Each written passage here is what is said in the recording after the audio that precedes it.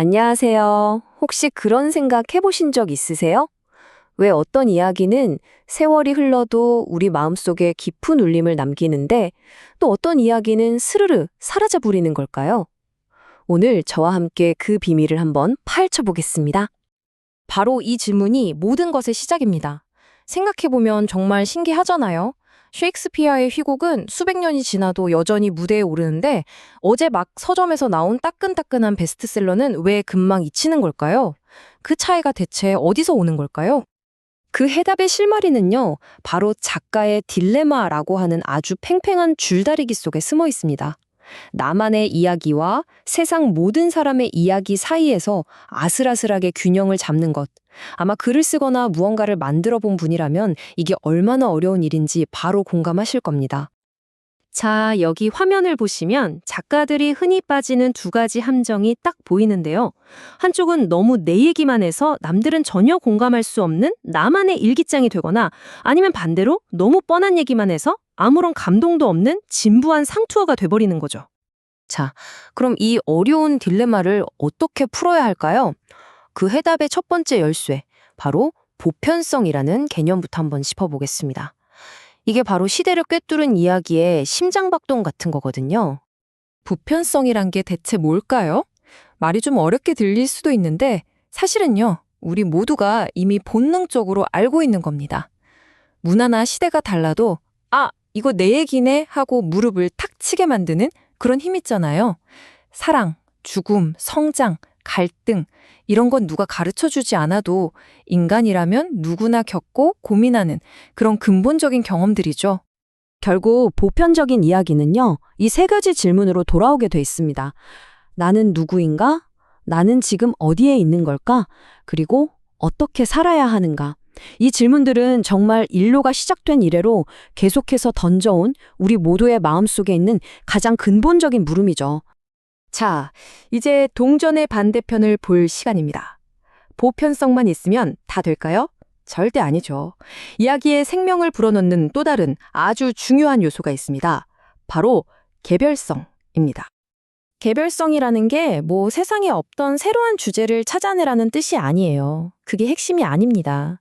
오히려 우리 모두가 아는 그 보편적인 주제를 오직 나만의 방식으로 보여주는 것. 바로 이것 때문에 똑같은 사랑 이야기라도 완전히 다른 감동을 주는 거라니까요. 정말 흥미롭지 않나요? 그러니까 핵심은 이거예요. 새로운 주제를 찾는 게 아니라 아주 오래된, 영원한 주제를 완전히 새로운 눈으로 보는 것. 위대한 작품들은 다 여기서 탄생하는 겁니다. 자, 그럼 이제 이 두 가지 강력한 개념, 보편성과 개별성이 실제 작품에서 어떻게 만나서 엄청난 시너지를 내는지 한번 들여다보겠습니다. 이론이 현실에서 어떻게 작동하는지 보는 것만큼 짜릿한 건 없잖아요? 이걸 정말 기가 막히게 보여주는 예가 바로 우리 고전문학 속에 있습니다. 사랑과 이별이라는 정말 세상에서 가장 보편적인 주제를 가지고 서로 다른 세 편의 작품이 어떻게 저마다의 목소리를 냈는지 한번 비교해 볼게요. 자, 이 표를 한번 같이 보시죠. 세 작품 모두 이별의 아픔이라는 똑같은 주제를 다루고 있죠. 이건 보편성입니다.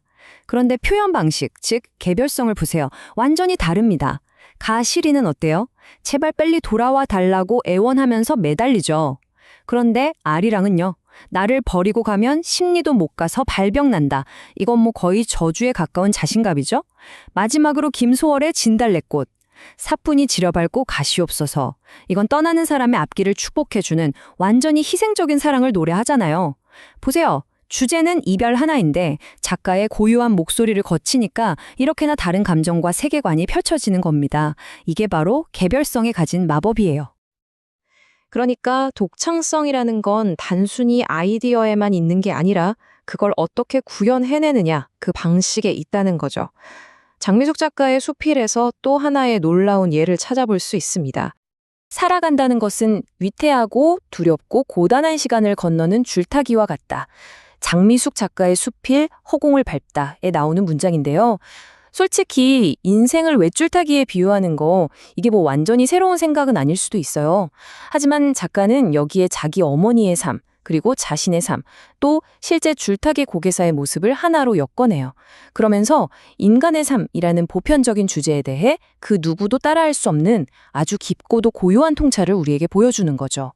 바로 이게 개별성의 힘입니다. 자, 이제 이론도 보고 사례도 봤으니 이걸 여러분의 이야기로 가져와 볼 시간입니다. 이 강력한 틀을 이용해서 여러분만의 목소리를 어떻게 찾을 수 있을지 그 방법을 한번 알아보죠. 이 세 단계만 기억하시면 됩니다. 첫째, 아주 개인적인 경험에서 시작하세요. 나에게 가장 진짜인 이야기요. 둘째, 그 경험이 나는 누구인가 또는 어떻게 살아야 하는가 같은 더 큰 보편적인 질문과 어떻게 연결되는지 찾아보세요. 그리고 마지막 셋째, 그걸 여러분만의 비유, 여러분만의 문체, 한마디로 여러분만의 목소리로 표현하는 겁니다. 이 과정 자체가 여러분만의 위대한 이야기를 찾아가는 정말 소중한 여정이 될 거예요. 결국 우리가 글을 쓰고 이야기를 만든다는 건요, 그냥 뭔가를 기록하는 행위 그 이상입니다. 그건 바로 인간으로 산다는 것의 의미가 대체 뭘까? 이걸 끊임없이 묻고 탐색해 나가는 아주 위대한 여정인 셈이죠. 자, 그럼 마지막으로 이 질문을 여러분께 남기면서 마무리할까 합니다. 오직 당신만이 들려줄 수 있는 보편적인 진실은 무엇인가요? 여러분의 삶 속에는 어떤 보편적인 진리가 숨어 있나요? 그리고 그걸 세상에 들려줄 여러분만의 그 고유한 목소리는 과연 무엇일까요? 그 답을 찾아가는 여러분의 여정을 진심으로 응원하겠습니다. 오늘 함께 해주셔서 정말 감사합니다.